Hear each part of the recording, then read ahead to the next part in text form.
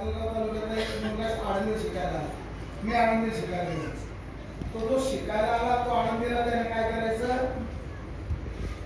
पाठाला यायचं नाही. कोणत्या धर्मशाळेत पंगत आहे का आता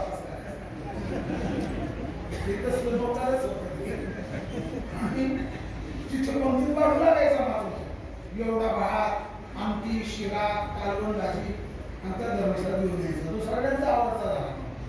आयती माझं आणायचा आणि गावाकडचे लोक काय करायचे, ब्रासलेटचा धोतर जोडा, गावची भजनी मंडळी, शर्ट 2, टावेल 1, मंजलची बाटली, चटणीचा डबा, टावेल सहित कोप्या 2, उपकरण 1 दरवर्षी आणायची गावाची भजनी मंडळी.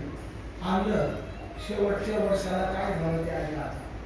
म्हणे महाराज आता तुमचे 4 वर्ष झाले, तुम्ही आता कीर्तनकार झाला, सगळं झालं आता.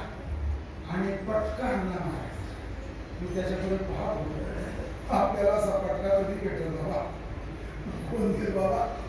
गावची महाराष्ट्रातली भाविक मंडळी आणि उपकरण, धोतर शर्ट, टोप्या पटका. आणि यंदा का नाही महाराज तुमच्या हाताने यादी करायची. आणि महाराज तुमच्याच कीर्तनाने स्वतःची समाप्ती काला तुमच्याच हाताने त्याचा हातपाट टाकला. तो म्हणे थांबा बसा मी येतो. तो गेला जाऊन